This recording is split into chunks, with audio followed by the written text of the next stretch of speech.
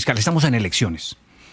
Y pues hace un par de horas el presidente dijo además que el candidato Abelardo de la Espriella, candidato de derecha, pues se habría reunido con los miembros de la familia bautista de Thomas Gregg & Son, la de los pasaportes, para hablar de algoritmos y no sé qué, e influir en las elecciones de forma aparentemente fraudulenta. Una acusación gravísima. Muy grave. Y sobre todo porque, pues, aquí viene la perla, dijo que esa comunicación venía de la DNI, de la Dirección Nacional de Inteligencia al servicio del gobierno. Cosa que, pues, evidentemente es ilegal, porque los únicos que pueden ordenar interceptaciones son ustedes, los fiscales. Una orden judicial. Exacto. Correcto. Ustedes, los fiscales, son los únicos y además eso tiene que pasar por un control judicial después ante un juez. La pregunta es, ¿qué es lo real de eso?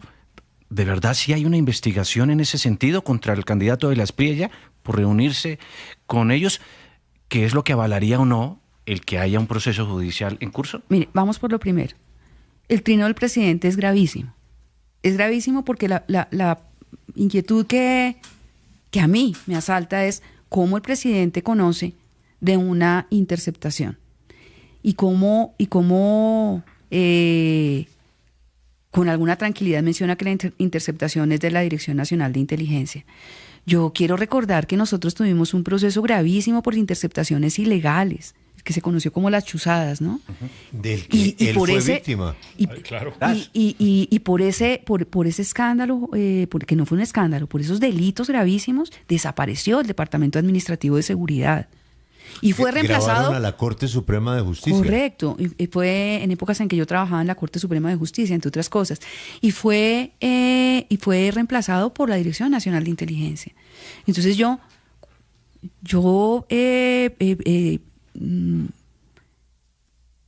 creo que esto sucedió ayer. Nosotros estamos haciendo un barrido, lo primero que decidimos hacer, un barrido para ver si existe una interceptación legal, porque luego el señor Mejía salió en un trino a decir que el presidente se había equivocado, que había cometido una imprecisión y que la interceptación no era una interceptación de la DNI, sino una interceptación judicial. Exacto. Entonces, pensando bien, estábamos haciendo un barrido. ¿Y por qué estamos haciendo un barrido? Porque, nuevamente, porque ustedes me dirán, pero ¿usted cómo no sabe que esa interceptación existe? No hay posibilidad alguna de que ni yo, ni un delegado, ni el señor vicefiscal, ni un jefe inmediato conozca el total de las interceptaciones que puede tener la Fiscalía.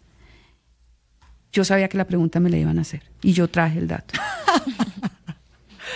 Nosotros estamos hablando aproximadamente... O sea, llegó a la casa a las 11 de la noche me acosté a las 2. Y luego usa libreta Correcto. a preparar todo. Pero permítame, no, el dato. por favor. Son aproximadamente 13.000 interceptaciones hoy, más de 13.000 interceptaciones activas hoy. Con orden de un juez. Con orden de un juez. Con orden de un fiscal, con control de un juez, porque el control es posterior. Con sobre 2.300 investigaciones, aproximadamente. No son datos precisos, son cifras redondas. Por supuesto, no hay cómo conocer el detalle, y menos el contenido. ¿Y por qué razón menos el contenido? Por la estructura de la investigación penal. Es que esto no es información que circule de una dependencia a otra de la Fiscalía, porque las investigaciones y las interceptaciones en particular son actos reservados. Es decir, son actos tan reservados que requieren autorización para entrometerse en la vida de una persona y escucharla, y que requieren aval de un juez de control de garantías. Entonces esto no puede ser un conocimiento común. Estamos rastreando si existe una investigación. Uh-huh. Y si en esa investigación si existe una investigación que, por ejemplo, podría ser contra algunos de los interlocutores, no necesariamente el candidato, o no necesariamente el candidato por ser candidato. No, de pronto los otros tienen un proceso y los están oyendo. O sea, yo no puedo decir negar, decir categóricamente sé que no hay una interceptación. No, lo estamos verificando. Pero lo grave no es eso. Lo grave es cómo llega a oídos del presidente esa información. Esa información, que es una información que a mí no me llega, y que a mí tampoco me debe llegar por el carácter reservadísimo que tiene una interceptación judicial. Entonces, por supuesto, nosotros ayer, no yo, que estaba un poco ocupada con otros temas, pero sí desde la Vicefiscalía estamos haciendo ese rastreo. Sí, le aclaro algo porque usted estaba muy ocupada, pero nosotros hablamos con el candidato y él niega conocer a esos señores y reta al presidente de la República que si él logra probarlo, él renuncia. Y al mismo tiempo le dice al presidente, pero si usted no tiene nada, el que renuncia es usted. Señora fiscal, permítame cambiarle de tema. Yo creo que en su agenda muy ordenada, en su agenda roja que trajo ¿Qué tal ahí, que se le quedara ese cuadernito? sería aquí, excelente. ¿no? ¿Cierto, Julio? Yo se lo puedo cuidar. después Eso no llama. va a pasar. Digamos, se le podemos volver a Germán en unos 2 No, o 3 Germán días. comienza a llamar a las 2 de la tarde. Allá no se quedó un cuaderno No, ya a esa hora estaba totalmente inspeccionado. inspeccionado y fotocopiado. Completo. Es una Yo- confesión, es una Seguro- confesión. Seguramente en ese cuadernito, señora fiscal, usted también tiene un tema que sabe usted que es de la mayor importancia para la fiscalía y para el país y que tiene que ver con Ecopetrol. El presidente ha dicho repetidamente, protegiendo al señor Ricardo Roa, que tiene la presunción de inocencia intacta, sin ninguna duda, que él no puede confiar en ese par de testigos que se han presentado, queriendo tal vez señalar que el caso de la fiscalía se basa en un par de tipos que odian a Roa y al presidente y lo que quieren es dañar al presidente Roa. Usted que conoce el caso y que seguramente ha estado preguntando qué tan sólidas son esas pruebas que hay en el caso del apartamento 901 y la primera imputación que ya se hizo, ¿qué nos puede compartir sobre eso? Porque tal vez no son 2 testigos, sino 50 o 100. No, tal vez lo que quisiera compartirles sobre ese caso no es su fortaleza probatoria, que yo creo que la tiene, sino el enfoque.